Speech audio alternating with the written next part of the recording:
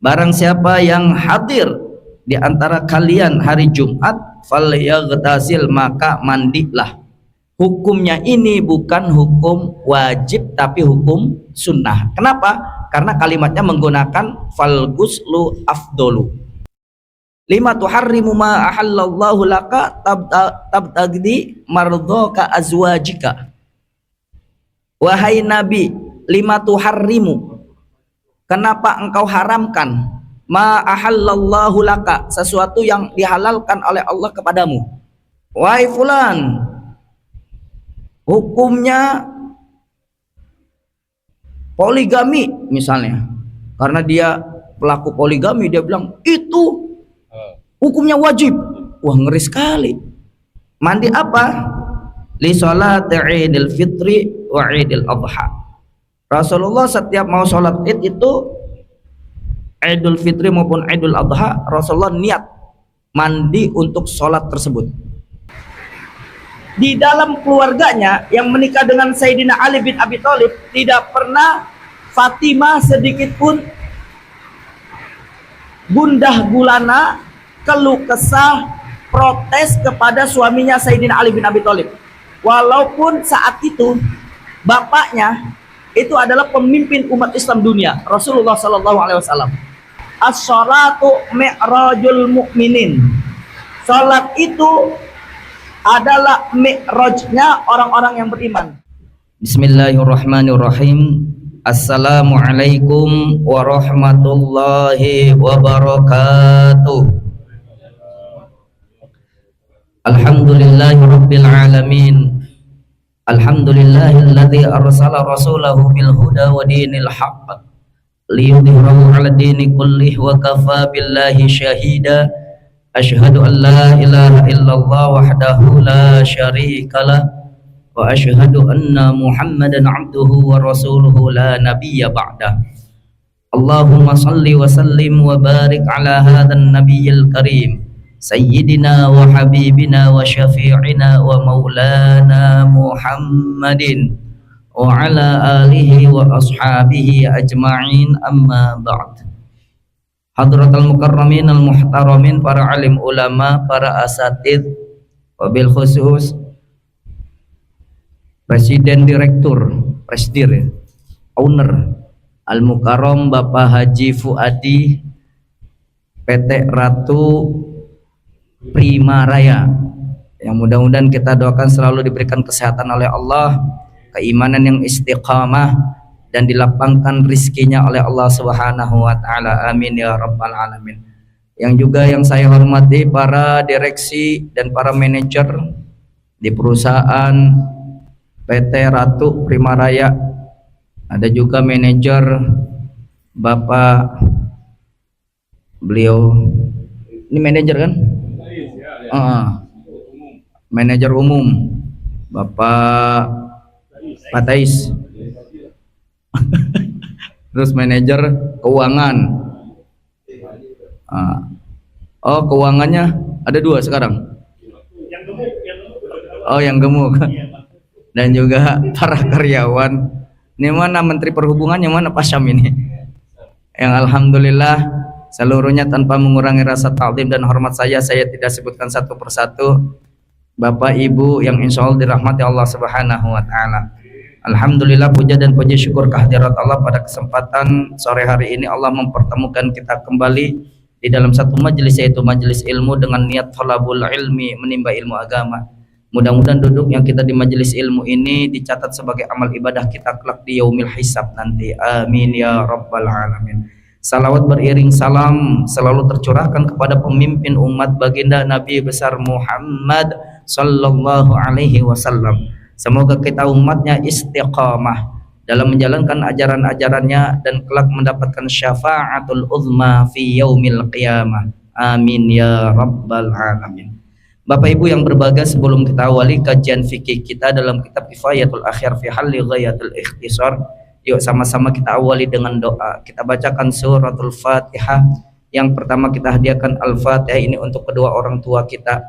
Jika orang tua kita masih hidup, mudah-mudahan Allah berikan kesehatan, keimanan yang istiqamah. Namun jika orang tua kita telah meninggal dunia, mudah-mudahan Allah terangkan alam kuburnya, Allah maafkan segala kesalahan kekhilafalnya, Allah terima amal ibadahnya. Sebutkan nama orang tua kita masing-masing. Aja roh Nabi Dajjal semua.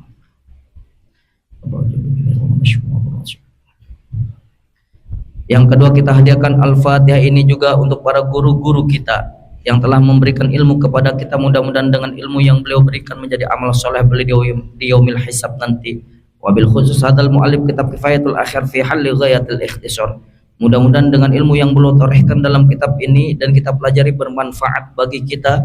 Wa nafa'ana bihi wa bi'ulumihi fi daraini amin ya rabbal alamin. Ala hadhihi niyyah wa likulli niyatin salihah wa ila hadratin Nabi Mustafa Rasulillah sallallahu alaihi wasallam. Al-Fatihah. A'udzu billahi minasy syaithanir rajim. Bismillahirrahmanirrahim. Alhamdulillahi rabbil alamin. Ar-Rahmanir Rahim. Maliki yaumiddin. Iyyaka na'budu wa iyyaka nasta'in. Ihdinas siratal mustaqim. Siratal ladzina an'amta 'alaihim ghairil maghdubi 'alaihim waladdallin. Amin. Ikutin saya. Bismillahirrahmanirrahim. Rabbi shrah li sadri wa yassir li amri wahlul 'uqdatam min lisani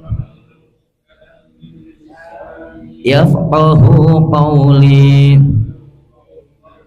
Rabbi zidni ilma warzuqni fahma. Amin ya rabbal alamin. Gimana kabar Bapak Ibu, sehat? Alhamdulillah. Ini yang hadir alhamdulillah lengkap ya, ada ibu-ibunya juga ya, insyaallah. Hari ini kita melanjutkan materi kita. Nah, ini materi fikih dulu. Nanti setelah itu saya yakin menjelaskan sedikit hakikat dari perjalanan Rasulullah di Mi'raj kan. Kalau biasa kan Isra. Kalau ini Mi'raj. Apa bedanya Isra dan Mi'raj? Nanti kita akan kaji setelah kajian fikih supaya nanti kita tidak ketinggalan kajian fikihnya. Baik, kita sudah sampai ke yang kemarin Pak Syam kemarin ikut gak kajiannya? Ikut ya? Udah sampai mana? Oh Pak Syam sakit. Yang ikut beliau nih Pak salah? Pari. Oh Padi. Pak Adi. Faslun wal agsalul masnunatu sab'ata asyara guslan. Adapun fasal itu merangkan tentang mandi sunnah. Sab'ata asyara guslan, terdapat 17 macam mandi sunnah. Jadi kalau beberapa waktu lalu kita membahas mandi wajib, sekarang mandi yang sunnah. Karena hukum sunnah itu ada 17. Yang dimaksud mandi sunnah apa saja sih? Karena kalau berbicara sunnah, ma usnida ilan Nabi Muhammad sallallahu alaihi wasallam min qaulin au fi'lin au takririn. Itu definisinya. Jadi sesuatu yang disandarkan kepada Nabi. Jadi kalau berbicara sunnah berarti apa yang dilakukan oleh Nabi. Maka ada 17 macam mandi sunnah. Fal awalu, adapun yang pertama al jumu'atu, mandi salat Jumat. Mandi salat Jumat. Wahtajalahu biqauli sallallahu alaihi wasallam, dan hujjah dari mandi sunnah hari Jumat itu sebagaimana sabda Rasulullah sallallahu alaihi wasallam, man ata minkumul jumu'ata falyaghtasil, rawahu Muslim. Barang siapa yang hadir di antara kalian hari Jumat, falyaghtasil, maka mandilah. Rawahu Muslim, hadis yang diriwayatkan oleh Imam Muslim. Wahtajja ba'dhum ala wujubil ghusli bihadzal hadithi, dan sebagian ulama berpendapat terhadap wajibnya mandi yang berkaitan dengan hadis ini. Jadi berbicara dengan hadis yang tadi disebutkan fal yaghtasil, sebagian ulama mendefinisikan atau menyimpulkan hukum mandi di hari Jumat adalah wajib. Ini baru sebagian ulama. Nanti ada sebagian yang lain.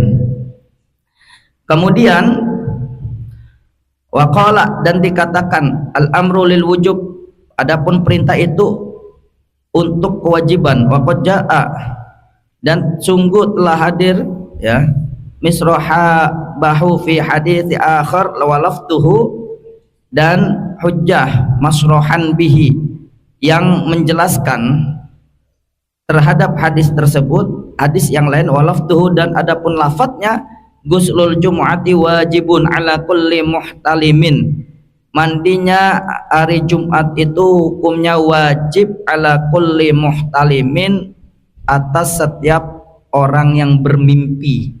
Jadi yang diwajibkan itu kalau di hari Jumat dia mimpi basah, ya wajib ini, karena kalau mimpi basah kan keluar apa itu, keluar sperma kan, mimpinya karena faktor bersetubuh. Saya yakin yang hadir di tengah-tengah saya, di depan saya ini kan rata-rata udah pada balik ya. Nah, kalau yang samping kanan balik, kiri udah balik, yang depan udah balik belum? Udah juga. Ini yang PKL ya Pak Haji? PKL udah balik udah. Udahnya kok malu-malu gitu udah. Jadi kalau muhtalim itu artinya bermimpi basah. Ketika kita bermimpi basah pada hari Jumat, maka hukum mandi Jumatnya itu menjadi wajibun, menjadi wajib, bukan sunnah lagi. Karena hadis tersebut wa biwujubihi, karena kewajibannya itu qala ta'ifatun minas salaf wa haqquhu an ba'di sahabati radhiyallahu anhum. Kewajiban itu sebagian dari kelompok ulama-ulama terdahulu dan sebagian sahabat. Jadi artinya karena hadisnya kewajiban mandi sholat Jumat karena muhtalim, ilatnya itu, alasannya karena muhtalim, dia bermimpi basah, maka Rasulullah ketika sabdakan guslul jum'ati wajibun ala kulli muhtalimin. Nah ini sabdanya ini ilatnya karena muhtalim. Tapi kalau bukan muhtalim, maka faliyagtasil di sini ini sunnah menurut sebagian ulama. Wa huwa qaulu ad-dhahiriyya wa hakkahu Ibnu Mundir an Malik wal khitabi anhu wa anil Hasan al-Basri wa madhhabu Syafi'i annahu sunnatun. Nah, makanya sebagian ulama-ulama dhahiriyah ya yang dikisahkan disampaikan oleh Imam Ibnu Mundir yang bersumber dari Imam Malik dan bersumber dari Hasan al-Basri, wa madhabu asy-Syafi'i, dan madhab Imam asy-Syafi'i, annahu sesungguhnya mandi Jumat itu atau ghuslul Jum'ah itu sunnatun, itu hukumnya sunnah. Kenapa sunnah? Wa qala jumhurul ulama minas salaf wal khalaf wa huwa al-ma'ruf min madhhabi Malik wa ashabihi wa hujjatul jumhur ahadits sahihatun minha qauluhu sallallahu alaihi wasallam man tawaddaa yaumal jumu'ati fabiha wa ni'mat wa man igtasala fal ghuslu afdalu. Kenapa disebut sunnah? Karena para ulama hadis mengatakan bahwasanya Rasulullah sallallahu alaihi wasallam bersabda, man tawaddaa yaumal jumu'ati fabiha ni'mah. Barang siapa yang berwudu pada hari Jumat, artinya dia hanya mengambil air wudu saja tanpa mandi, maka Allah berikan anugerah kenikmatan. Kemudian dilanjutkan wa mani ghatasala fal ghuslu afdalu, dan barang siapa yang mandi maka mandinya itu lebih utama. Jadi sunnahnya itu kalimatnya menggunakan istilah afdalu, lebih utama. Maksudnya hukumnya ini bukan hukum wajib tapi hukum sunnah. Kenapa? Karena kalimatnya menggunakan fal ghuslu afdalu, maka mandinya itu adalah lebih utama. Maka hadis yang berkaitan dengan kewajiban mandi hari Jumat gugur. Bayangkan Pak, saya tanya sekarang, bapak-bapak kalau mau Jumatan mandi gak? Ada yang mandi, ada yang enggak? Kalau mandi pagi mah bukan mandi niat sholat Jumat ya, beda lagi. Tapi ketika bapak tidak mandi untuk melaksanakan sholat Jumat, kalau itu hukumnya wajib, maka tidak sah sholat Jumatnya. Kan bahaya kalau kayak gitu ya. Kalau hukumnya wajib, maka ulama Syafi'iyah, madhab Syafi'i menyatakan itu hukumnya sunnah. Kalau sunnah, ketika kita ngantor misalnya, kemudian kita enggak ada kesempatan untuk mandi melaksanakan sholat Jumat, maka tetap sholat Jumat kita sah. Kenapa? Karena mandinya hukumnya sunnah gitu. Makanya hati-hati nih kalau berbicara tentang hukum, karena kalau misalnya kita wajibkan yang tidak melaksanakan hal tersebut dosa semua, kan ngeri juga tuh. Ada orang yang mentang-mentang dirinya mewajibkan atas dirinya, kemudian dia mewajibkan secara umum, itu nggak boleh. Bahkan sesuatu yang halal pun tidak boleh diharamkan. Pernah Nabi ditegur oleh Allah. Ceritanya salah satu istrinya tidak suka madu, al-asal. Al-asal itu madu, bukan madu ini lagi, bukan madu poligami, bukan ya. Madu al-asal, madu beneran. Sehingga Nabi setiap bertemu dengan istri ya tersebut, kalau tidak salah Ummu Kalsum atau siapa pada saat itu, kemudian Nabi tidak mau minum madu. Maka turunlah ayat, ya ayyuhan nabiyyu qul lima tuharrimu ma ahallallahu laka tabtagdi mardhaka azwajika. Wahai Nabi, lima tuharrimu, kenapa engkau haramkan ma ahallallahu laka, sesuatu yang dihalalkan oleh Allah kepadamu, tabtagi mardhata azwajika, hanya untuk mendapatkan kerelaan istrimu.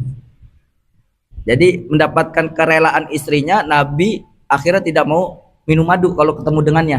Maka ditegur oleh Allah, sesuatu yang halal nggak boleh diharamkan, sesuatu yang haram pun nggak boleh dihalalkan, kan gitu. Sesuatu yang sunnah nggak boleh dijadikan wajib hanya gara-gara dia taat ibadah nih. Ketika ditanya oleh umatnya, wahai fulan, hukumnya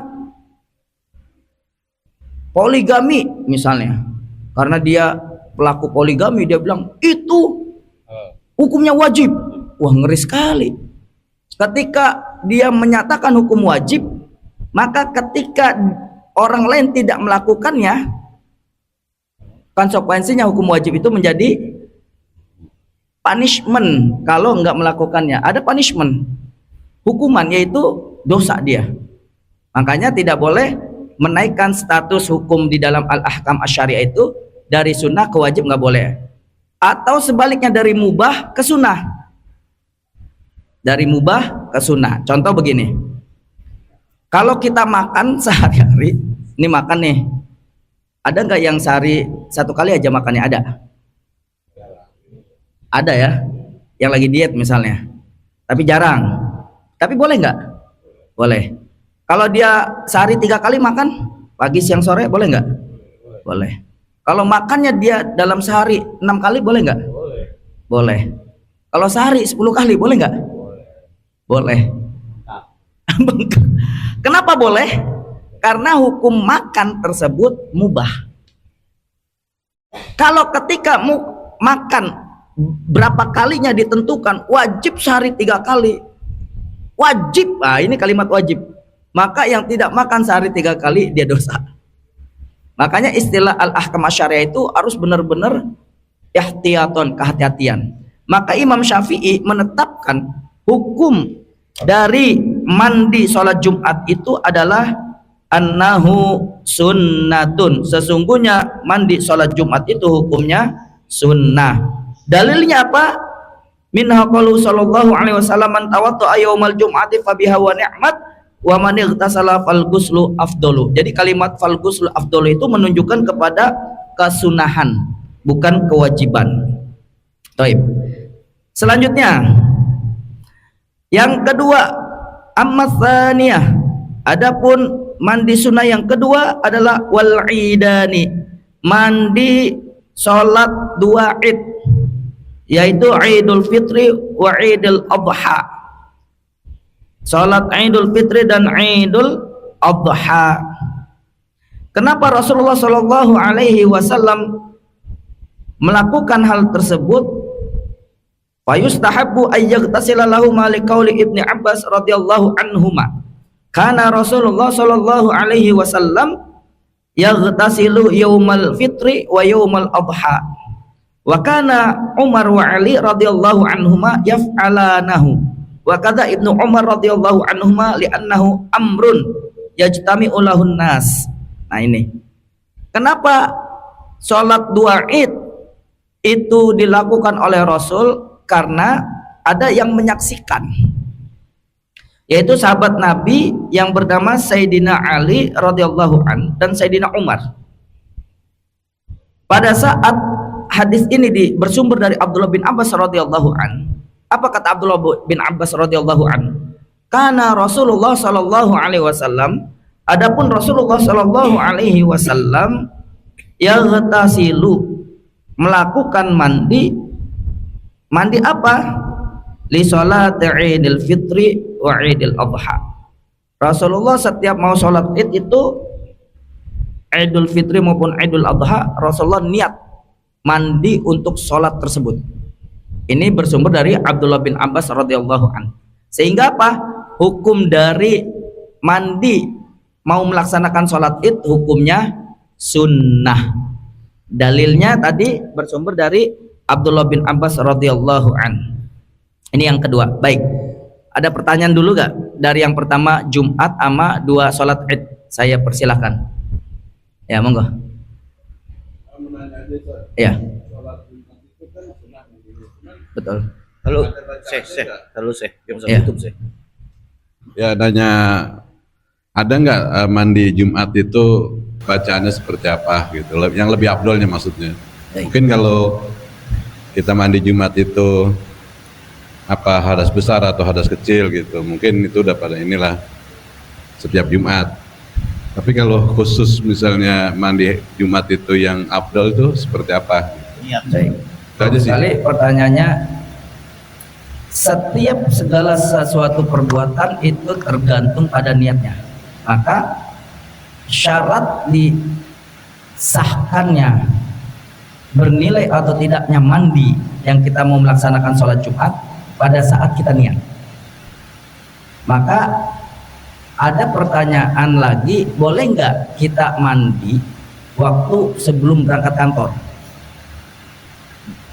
Karena ketika hari Jumat otomatis kamar mandi kantor itu yang kita kerja terbatas jumlahnya, nggak akan mungkin semua karyawan mandi semua sebelum sholat Jumat.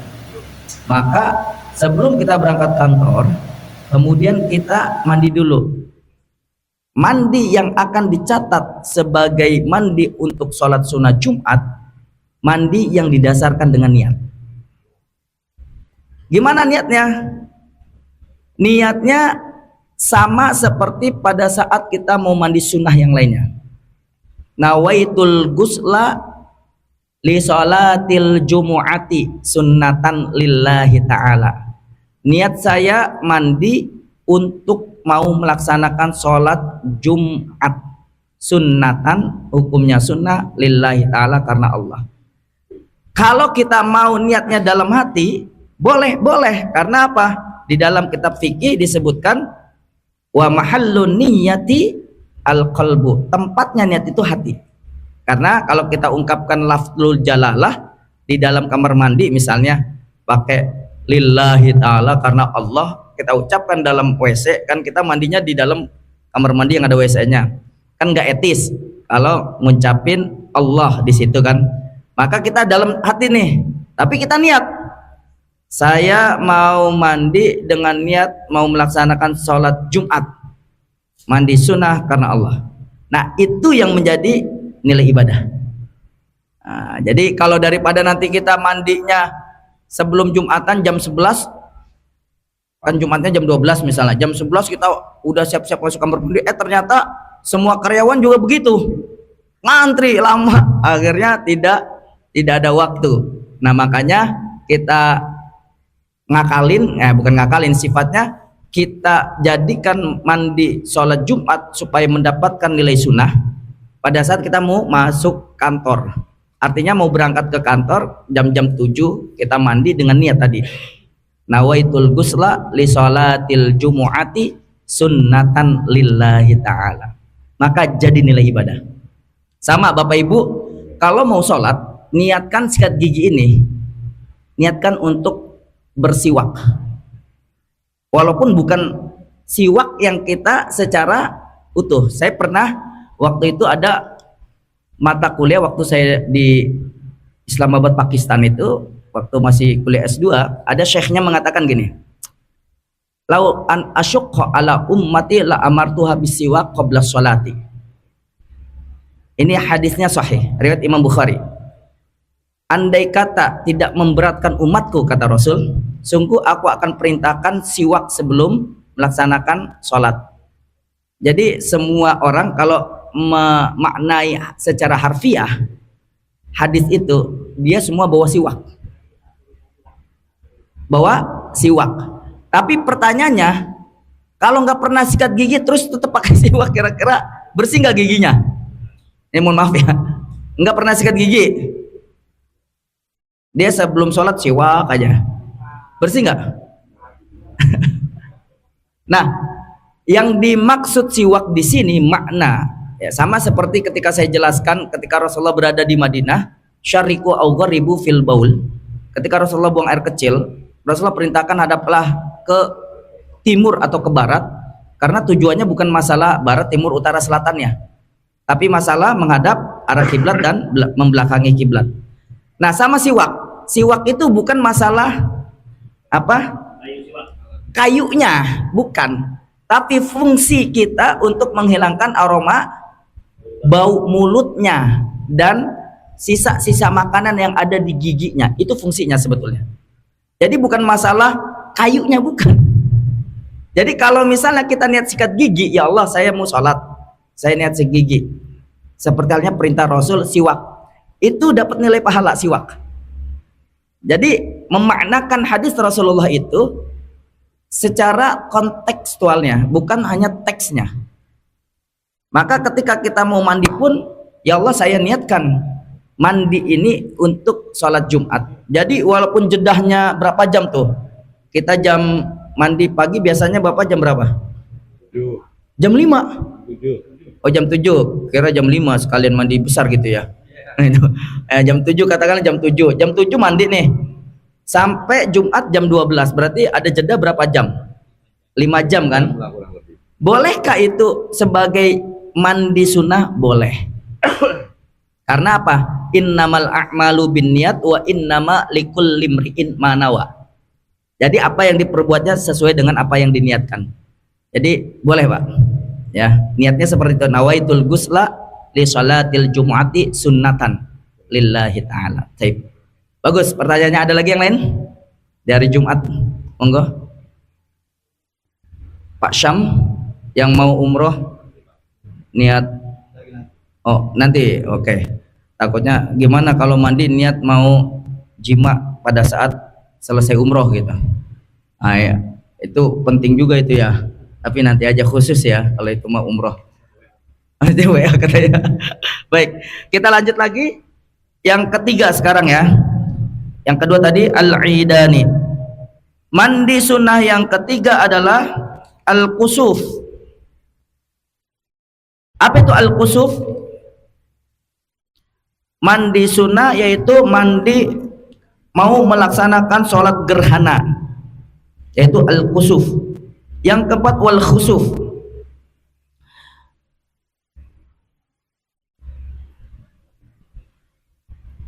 Wa minal kusuf wal khusuf wa yuqalu fihima kasawfin wa khusufin idza dhahaba dhaw'i syamsi wal qamar. Adapun mandi kusuf atau khusuf ini adalah disebabkan kusuf wa khusuf idza dhahaba dhaw'i syamsi wal qamar, apabila ya hilangnya cahaya matahari dan rembulan. Berarti kalau matahari itu disebut kusufus syamsi, gerhana matahari. Kalau rembulan disebut khusuful qamari.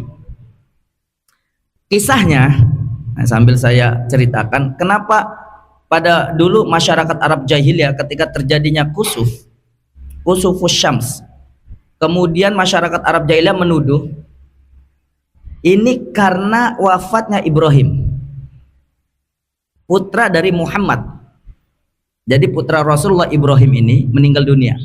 Biwafati Ibrahim ibni Ahmad bin Abdillah.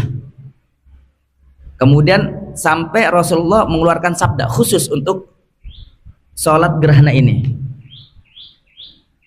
Apa sabdanya? Innal kusufa wal khusufa la yata'allaq bimauti wal hayati ahadin. Sesungguhnya terjadinya gerhana matahari atau gerhana bulan tidak ada kaitannya dengan hidup dan matinya seseorang. Jadi ketika terjadinya gerhana, masyarakat Arab jahiliyah menyebutnya karena wafatnya Ibrahim putra Muhammad atau putra Rasulullah Shallallahu Alaihi Wasallam. Kalau masyarakat Arab jahiliyah kan gak mau manggil Rasulullah itu dengan Rasulullah, manggilnya Muhammad aja kan. Kenapa? Orang mereka nggak beriman kepada Rasulullah. Jadi menyangkanya ini terjadinya gerhana gara-gara meninggalnya Ibrahim nih. Jadi Rasulullah itu punya putra, 3 putra meninggal di waktu kecil. Namanya siapa? Qasim, meninggal. Yang kedua Abdullah, meninggal. Yang ketiga Ibrahim, meninggal. Dan punya putri 4. Semuanya itu dari Sayyidah Khadijah binti Khuwailid. Sayyidah Khadijah binti Khuwailid ini adalah istri pertamanya Rasulullah sampai meninggal. Punya putri namanya pertama Zainab, Ruqayyah, Ummi Kalsum, dan satu lagi Fatimah. Yang hidup hanya 1, Fatimatu Zahra radhiyallahu anha. Yang 3 wafat juga, dari Sayyidah Khadijatul Kubra radhiyallahu anha. Sedangkan dari Sayyidah Aisyah punya putra atau putri enggak? Enggak. Jadi Fatimah itu putri dari Siti Khadijah, Pak. Jangan kira Siti Fatimah itu putrinya Siti Aisyah, enggak. Fatimah Zahra radhiyallahu anha itu putri dari Sayyidah Khadijah. Tapi pada saat menginjak dewasa, nah ini dengan Sayyidah Aisyah sangat akrab dengan ibu sambungnya, sampai menganggap Sayyidah Aisyah itu seperti ibu kandungnya. Ini luar biasa nih. Maka Sayyidah Khadijah pada saat meninggalnya pun langsung Allah beritahukan bahwasanya Sayyidah Khadijah min ahlil jannah, termasuk orang yang ahli surga. Kemudian jasadnya pun wanita yang langsung dimandikan oleh para malaikat. Itu Sayyidah Khadijah. Kenapa dimandikan para malaikat? Karena selama hidupnya Khadijah mewakafkan seluruh jiwa, raga, dan hartanya untuk perjuangan dakwah Rasulullah Sallallahu Alaihi Wasallam. Itu hebatnya tuh. Makanya nih yang ada wanita di sini 3 orang mau jadi kayak Sayyidah Khadijah enggak, Bu? Mau. Syaratnya 1, seluruh harta ibu kasih ke suaminya. Berani gak? Berani gak kira-kira? Khadijah itu, Bu, jangan katanya. Khadijah itu punya 1/4 kota Mekah yang paling termahal tanah di dunia, itu habis untuk perjuangan ajaran Islam. Sampai Sayyidah Khadijah kemudian wafatnya tetap memberikan yang terbaik kepada umat Islam pada saat itu. Makanya Nabi Muhammad saat itu sebelum memohon kepada Allah, langsung Allah berikan kabar gembira bahwasanya Sayyidah Khadijah min ahlil jannah, termasuk dari penghuni surga, dan jasadnya pun langsung dibawa para malaikat. Jadi enggak di apa? Enggak dimandikan oleh manusia. Malaikat langsung. Walaupun dimakamkannya di mana Sayyidah Khadijah? Di Mekah. Walaupun dimakamkannya di Mekah, tapi jasadnya dimandikan oleh para malaikat, luar biasa. Nah, makanya Bu ikutin jadi Siti Khadijah. Atau yang kedua, Siti Fatimah. Wanita yang kedua yang dimandikan oleh para malaikat, Siti Fatimah. Siti Fatimah punya kelebihannya apa? Di dalam keluarganya yang menikah dengan Sayyidina Ali bin Abi Thalib, tidak pernah Fatimah sedikit pun gundah gulana, keluh kesah, protes kepada suaminya Sayyidina Ali bin Abi Thalib. Walaupun saat itu bapaknya itu adalah pemimpin umat Islam dunia, Rasulullah Sallallahu Alaihi Wasallam. Ketika tidak ada makanan, Fatimah tidak pernah mengadu kepada ayahandanya Rasulullah.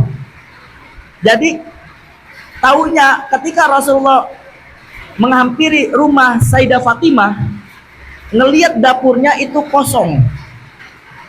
Saat itu Rasulullah katakan, inilah istri ahli surga. Jadi putrinya itu karena benar-benar menjaga aib dalam keluarga, walaupun tidak ada makanan, tidak pernah tuh update status. Beras habis nih, suami belum gajian, nggak ada. Jadi nggak ada update status seperti itu Fatimah.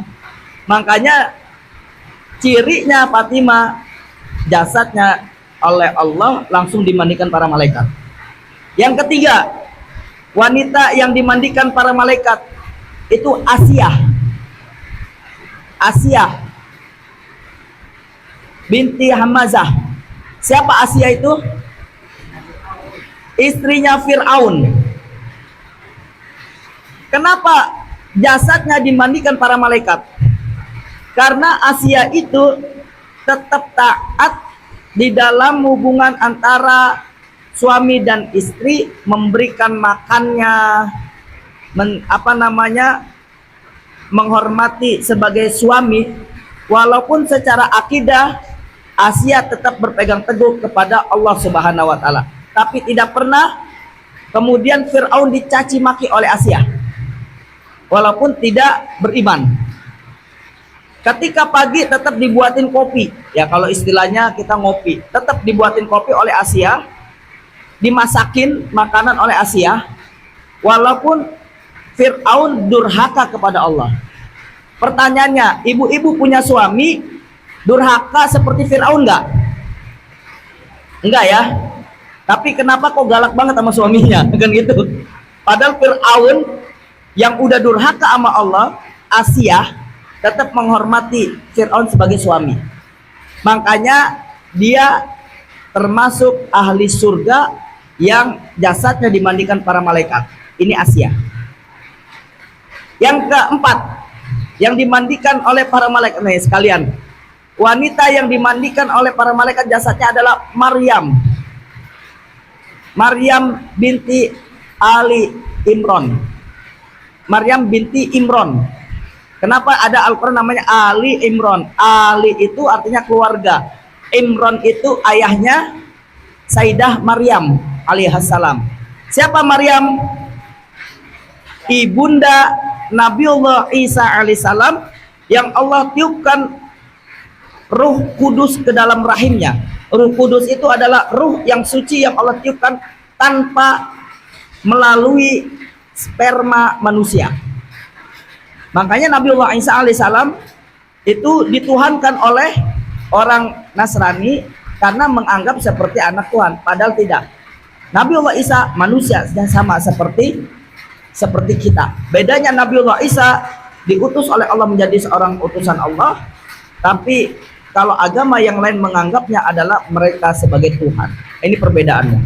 Nah, kembali lagi tadi, mandi kusuf dan khusuf itu adalah mandi yang disunahkan karena terjadinya gerhana matahari itu zahabal syams, karena hilangnya sinar matahari maka terjadinya gerhana.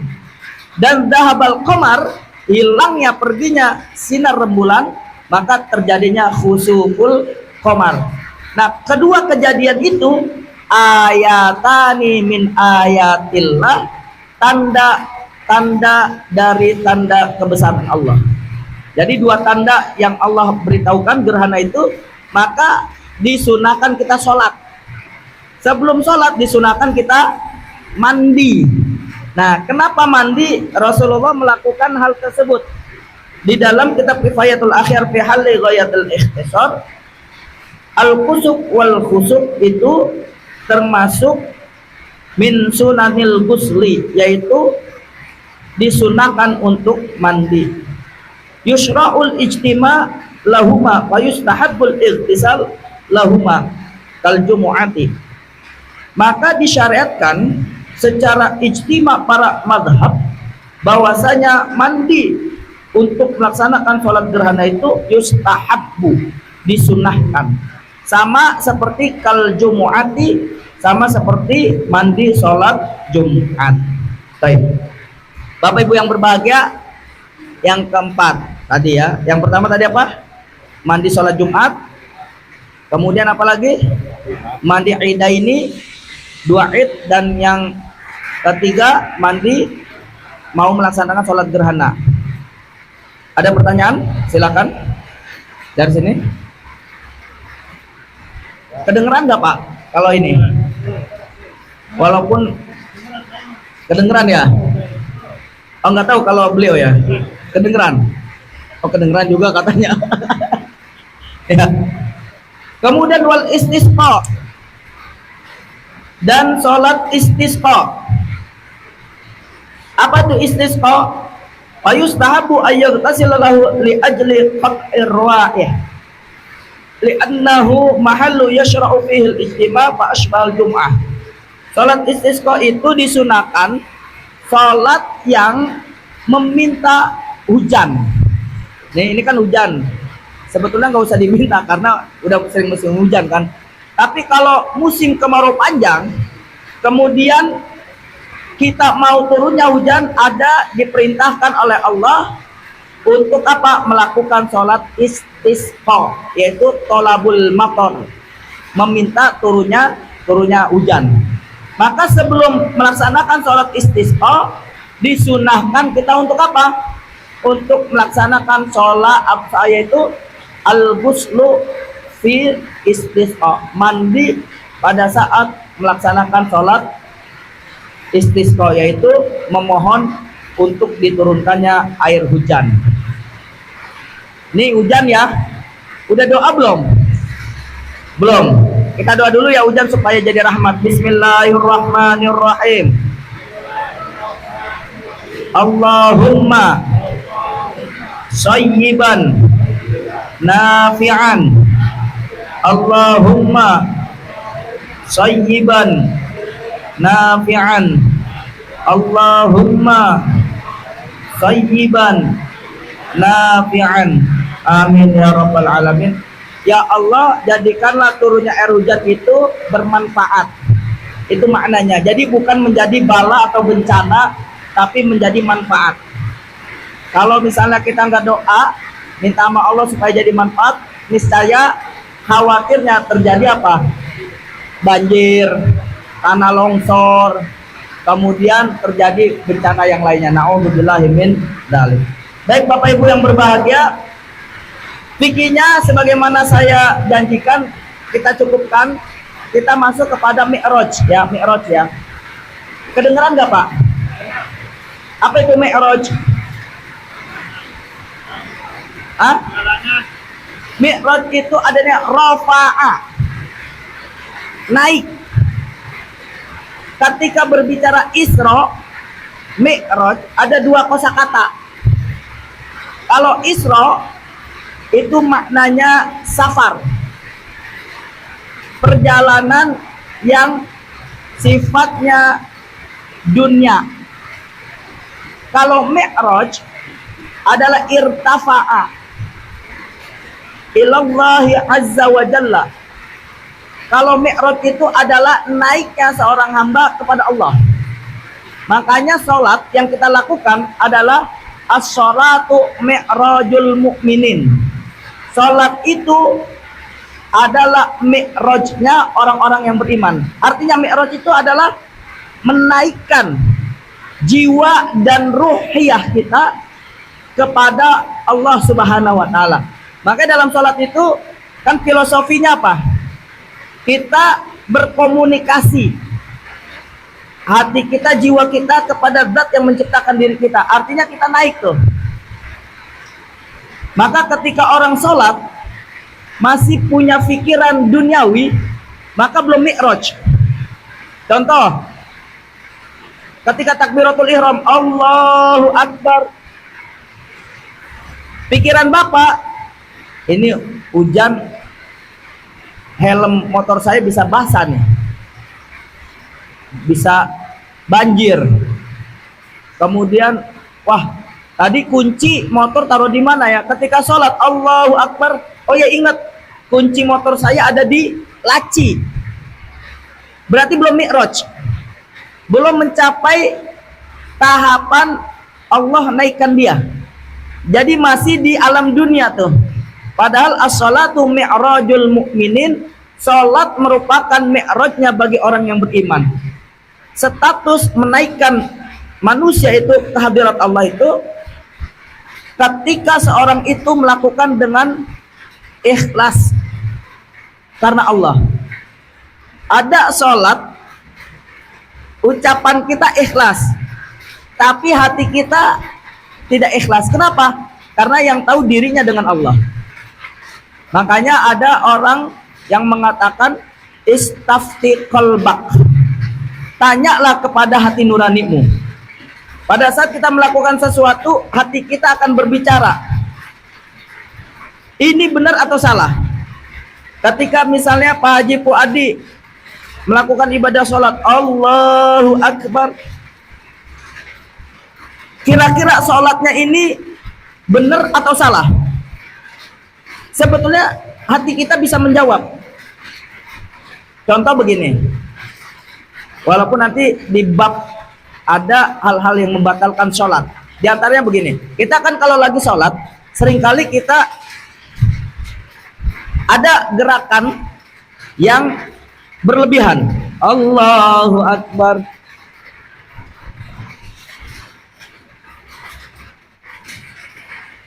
Pernah ngeliat gak Bapak? Orang garuk-garuk kepala lah, terus benerin inilah, terus gerak-gerakin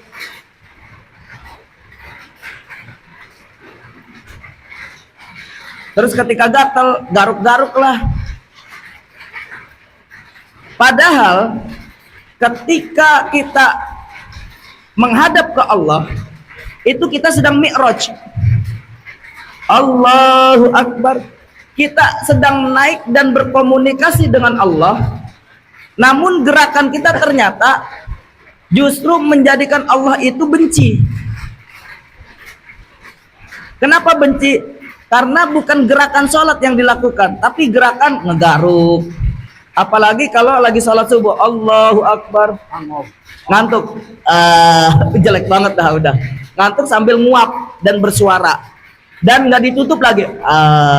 Ambil gini, sholat subuh. Padahal kita sedang mi'raj. Lagi Allah naikkan kita menghadap ke Allah. Maka ada hal yang membatalkan sholat, diantaranya termasuk al-amalul katsir, gerakan yang berlebihan, yang banyak. Kal khutwati tsalasa al mutawaliyat, seperti langkah yang berturut-turut. Makanya Bapak kalau misalnya ada nih contoh nih, ini kan ada saf yang depan kosong, apa yang Bapak lakukan? Maju. Majunya seperti apa? Langkah. Seperti itu. Langkah aja. Gini. Satu langkah. Tak. Berhenti. Tak. Berhenti. Ini kalau ini maka Bapak tidak batal. Kenapa? Karena sesuai dengan hadis Rasulullah sallallahu alaihi wasallam, in kunta fa'ilan famarratan wahidatan. Jika engkau melakukan gerakan famarratan wahidatan, maka gerakanlah satu kali. Satu kali itu pakai jeda. Tak sekali. Ini yang dimaksud marratan wahidatan. Walaupun nanti kita langkah lagi tap sekali. Ini marratan wahidatan. Langkah lagi tap sekali. Ini marratan wahidatan. Tapi kalau Bapak seperti ini, tuh 2 3. Nah, ini namanya disebut talasa mutawaliyat. Al khutwat talasa mutawaliyat. Ini yang menyebabkan batal sholat kita. Nah, walaupun nanti di bab khusus alladzi yang bihi shalah ada hal-hal yang membatalkan sholat, ada nanti di dalam kitab Kifayatul Akhir fi halli ghayatul ikhtisar. Nah, kita kembali lagi, mi'rajul mukminin itu sepertinya kalau kita perhatikan ternyata jasad dia dan ruhaniyah kita, ruh dan jasad kita itu menyatu menghadap ke ilahi rabbi. Makanya dalam posisi sholat coba kita buat seperti kita hilangkan seluruh aktivitas duniawi. Makanya khusyuk itu dalam Al-Quran berat, Pak. Wa innaha lakabiratun illa 'alal khashiin. Sesungguhnya haknya itu kembali kepada salat, lakabiratun sungguh amat berat, illa melainkan 'alal khashiin bagi atau atas orang-orang yang khusyuk. Maka khusyuk itu berat. Allahu Akbar. Posisi kita nggak akan bisa apa? Fokus. Kenapa? Karena setan pasti menggoda kita. Nggak ada istilahnya gini, Ustadz kenapa kok orang sholat itu masih digoda setan? Bukannya setan takut sama orang sholat? Kira-kira setan takut nggak Pak sama orang sholat? Pak Haji? Enggak. Betul, setan tuh nggak takut. Bahkan setan paling senang ngelihat orang bodoh yang lagi sholat. Orang bodoh yang nggak ngerti ilmu sholat, nggak pernah ngaji tentang rukun sahnya sholat, dia sholat, setan paling seneng. Kalau nggak percaya Bapak coba lihat orang bodoh lagi sholat, itu setan paling seneng. Contohnya begini, dia sholat tapi nggak tahu aurat dia. Ada orang sholat ininya kelihatan nih, belan pantatnya. Setan paling seneng, Pak. Asik, kata setan, ini gagal nih sholatnya, gue seneng nih. Daripada orang alim yang sedang tidur, setan takut. Loh kok bisa orang alim yang sedang tidur itu nggak mau diganggu setan daripada orang bodoh yang lagi sholat? Karena kalau orang alim tidur, dia melakukan ibadah dan zikir. Sebelum tidur dia baca doa. Orang alim tuh, dia sudah bersuci, tidurnya menghadap ke arah kiblat. Itu setan enggan goda. Kenapa? Karena dia sesuai dengan keinginan Allah tidurnya. Tapi kalau sholatnya orang bodoh, itu nggak sesuai dengan keinginan Allah. Makanya setan suka menggoda. Saat kita sholat, pikiran kita kemana-mana, bisa jadi kita termasuk orang yang disukain oleh setan sholat kita. Makanya itulah kalau kita memperhatikan mi'rajul mukminin itu, mau mencapai tingkatan mi'raj, ketika Rasulullah SAW bertemu dengan Allah, itu hakikatnya Allah memberikan metode dan cara bagi umatnya Nabi Muhammad untuk sama seperti Rasulullah bertemu dengan Allah, tapi dengan cara sholat. Kalau Rasulullah langsung bertemu, wajahnya Rasul langsung melihat Allah. Hanya satu-satunya Nabi, Pak, yang bapat langsung bertemu dengan Allah, yaitu Nabi Muhammad. Tapi umatnya Nabi Muhammad dikasih hadiah juga, bisa bertemu dengan Allah, tapi bukan seperti Nabi Muhammad langsung bertemu biwajhillah, namun melalui komunikasi, yaitu dengan sholat. Nah, sholat ini hakikatnya kita bertemu dan berkomunikasi dengan Allah. Nah, Bapak Ibu, kalau lagi sholat, memang pada intinya apa? Bersihkan seluruh jiwa raga kita untuk mencapai hakikat manusia yang sejati. Kalau manusia yang sejati sudah kita dapatkan, maka apapun yang Allah inginkan, manusia pun ridho. Begitu juga ketika manusia inginkan, Allah pun ridho, maka masuk dalam kategori ya ayyatuhan nafsul mutmainnah, irji'i ila rabbiki radiyatan mardiyah. Itu maknanya apa? Wahai jiwa-jiwa yang tenang. Kita ini kalau sudah memiliki nafsul mutmainnah, maka pada saat kita kembali kepada Allah, Allah ridho, kita pun ridho. Terkadang kita nggak ridho, Allah ridho. Atau sebaliknya, Allah ridho, kita nggak ridho. Kenapa? Bisa jadi karena kita nggak ridho masih banyak dosa. Atau Allah nggak ridho, kita ridho. Kenapa? Karena cara kita mati gantung diri. Kita pengen nih gantung diri, karena apa? Banyak utang, diuber-uber debt collector, anak, istri selalu apa? Selalu nuntut. Akhirnya stres tuh. Lebih baik gantung diri. Kita pengen, tapi Allah nggak ridho, Pak. Jangan salah, orang gantung diri emang Allah ridho? Kagak. Makanya hati-hati. Karyawan di sini apapun persoalannya jangan gantung diri ya. Nanti yang jadi masalah adalah ownernya nanti. Pertama kali yang dipanggil HRD-nya dulu, baru setelah itu Pak Haji Puadi gitu ya. Oh, nggak nyampe, HRD aja dulu ya. Itu jadi radiyatan mardiyah. Maka pada intinya antara Isra dan Mi'raj itu adalah Isra secara duniawi, Mi'raj secara ukhrawi. Isra secara esotrik, Mi'raj secara eksotrik. Isra secara dohiriyah, Mi'raj secara batiniyah. Maka kedua hal itu harus kita lakukan bersama supaya kita menjadi manusia-manusia yang dicintai oleh Allah Subhanahu wa taala. Amin ya rabbal alamin. Bapak Ibu yang berbahagia, jika ada pertanyaan dari konsep Mi'raj ini, saya kasih kesempatan 5 menit. Monggo. Pak Wakil Direktur ya.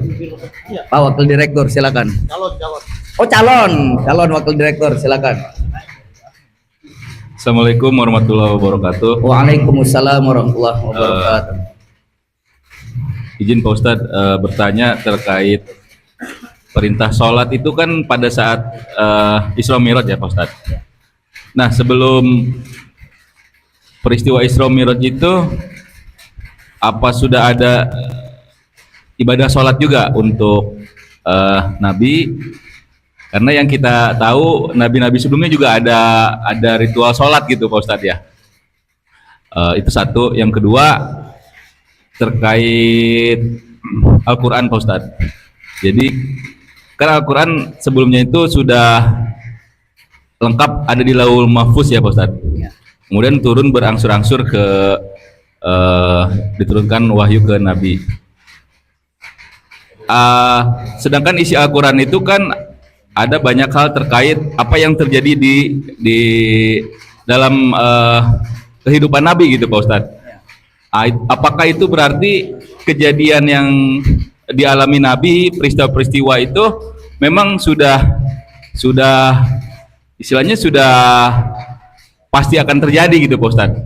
Atau karena sudah ada nih tadi Al-Qur'annya, ayat-ayat Al-Qur'annya. Itu Pak Ustadz, dua pertanyaan itu. Ya. Baik, bagus sekali pertanyaannya. Yang pertama, perintah sholat itu setelah peristiwa Isra Mi'raj itu pada tahun ke-11 dan 12 kenabian. Jadi yang dimaksud tahun 11 kenabian itu Rasulullah setelah diberikan wahyu oleh Allah pertama kali di Gua Hira, ya, kemudian 11 tahun kemudian perintah sholat itu turun. 11 tahun kemudian perintah sholat itu turun. Maka mulailah Rasulullah melaksanakan ibadah sholat. Pertama kali sholatnya menghadap ke arah mana? Baitul Maqdis, Yerusalem. Sittata asyara syahron, selama 16 bulan. Kemudian Rasulullah selalu menengadah wajahnya ke langit, ada keinginan untuk dipindah arah kiblat. Maka turunlah surah Al-Baqarah ayat 144. Itu asbabun nuzulnya. A'udzubillahi minasyaitonirrajim. Qad nara taqalluba wajhika fis sama'i falanwalliyannaka qiblatan tardaha fawalli wajhaka syatral masjidil haram wa haitsu ma kuntum fawallu wujuhakum syatra. Sungguh kami melihat engkau hai Muhammad selalu wajahmu menengadah ke langit. Jadi setiap Rasulullah melaksanakan sholat ke arah Baitul Maqdis Yerusalem, Rasulullah itu ada keinginan kiblatnya supaya dipindahkan. Karena Allah Maha tahu setiap hati hambanya, maka Allah langsung kabulkan tuh. Hebatnya ya, Rasul kan, baru keinginan dalam hati aja langsung dikabulkan. Falanuwalliyannaka qiblatan tardoha, maka sungguh kami alihkan kiblat yang engkau inginkan. Langsung tuh, fawalli wajhaka syatrul masjidil haram, maka hadapkanlah wajahmu ke arah Masjidil Haram. Nah saat itu Rasulullah berada di Madinah tuh, di Masjid Kiblatain. Maka nama Masjid Kiblatain itu karena apa? Perubahan kiblat, arah kiblat. Perubahan arah kiblat itu dari arah Baitul Maqdis di utara, kemudian ke arah Masjidil Haram di arah selatan. Jadi selatannya Masjid Nabawi itu adalah Masjidil Haram. Maka Rasulullah kalau sholat di Masjid Nabawi itu menghadap ke kiblatnya ke Masjidil Haram itu ke selatan, Pak. Nah kalau kita di Indonesia ke arah mana? Masjidil Haramnya arah mana? Barat. Kalau selatan mana? Siapa sana? Sana. Kalau kita sholatnya ke arah sana itu bisa jadi ke New York, Pak. Karena kita barat, maka kita Masjidil Haram gitu. Jadi jangan ngelihatnya masalah posisi, tapi kiblatnya. Kalau posisi Rasulullah berada di Madinah kemudian melaksanakan sholat ke arah selatan, maka kita berada di Indonesia bukan selatan tapi barat, kiblat Masjidil Haramnya. Nah itu fungsinya. Jadi pada tahun ke-11 perintah sholat turun. Dulu sholatnya gimana? Sebelum Rasulullah diutus menjadi seorang utusan Allah, masa fatrah itulah yang hebatnya. Rasulullah di dalam Al-Quran ya, dalam Al-Quran Allah Subhanahu Wa Taala berfirman, wa ma kunna mu'adzibina hatta nab'atsa rasula. Dan kami tidak mengadab suatu kaum sampai kami hadirkan seorang utusan Allah. Jadi selama masa fatrah itu bebas, Pak. Sholatnya masih mengikuti apa? Millah, ajaran Nabi sebelumnya. Kalau Nabi sebelumnya yaitu apa? Isa. Sebelumnya lagi Nabi ada 4 kitab atau 3 kitab yang Allah turunkan sebelumnya. Kitab Injil kepada Nabi Isa, kitab Zabur kepada Nabi siapa? Nabi Daud. Kitab Taurat kepada Nabi Musa. Suhuf itu bukan kitab tapi aturan-aturan, lembaran-lembaran aturan kehidupan diturunkan kepada Nabiullah Ibrahim, Suhuf Ibrahim Hanifa. Maka disitulah ada namanya Ahlul Kitab. Siapa itu Ahlul Kitab? Orang yang mendalami dan melaksanakan ajaran kitab suci yang asli. Ahlul Kitab yang benar ada namanya Abdullah bin Salam yang memegang kitab suci Injil. Abdullah bin Salam itu masuk surga. Abdullah bin Salam. Kenapa? Karena Ahlul Kitab yang menjalankan kitab asli yang Allah turunkan. Nah, sedangkan ada Ahlul Kitab yang nggak benar juga. Bahkan dia mengobrak-abrik ajaran Islam. Siapa namanya? Abdullah bin Saba. Abdullah bin Saba itu justru dia masuk ke dalam agama Islam untuk menghancurkan Islam. Dulunya dia orang Yahudi. Ya. Kemudian dia masuk ke dalam agama Islam dia memunculkan kelompok yang disebut Hizbus Syi'i, yaitu kelompok Syiah. Itu Abdullah bin Sabah. Nah, makanya dari zaman ke zaman ini, dari syariat nabi-nabi terdahulu, tata cara sholatnya beda-beda, tapi tujuannya ke Allah. Ya, cara sholatnya Nabi Musa beda dengan cara sholatnya Nabi Ibrahim. Cara sholat Nabi Ibrahim beda dengan Nabi Nabi Isa beda dengan Nabi Muhammad Sallallahu Alaihi Wasallam. Dan perintah sholat itu ketika Isra dan Mi'rajnya. Oke. Kemudian pertanyaan yang kedua berkaitan dengan Al-Quran. Dalam kitab Ulumul Quran, Al-Quran itu nazala jumlatan wahidatan minas sama wa tadrijiyan ilal ardi. Jadi dari langit lauh mahfud itu secara langsung, jumlatan wahidatan, langsung utuh. Tapi pada saat turun ke Baitul Izzah, ke alam dunia ini, mutadarrijan, bertahap. Kenapa bertahap? Sesuai dengan kebutuhan.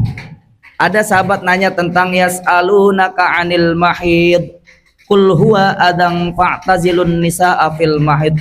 Ketika bertanya tentang masalah darah, tempat darah yang keluar, haid, maka Allah menjelaskan, katakan hai Muhammad, tempat darah haid itu adalah kotor.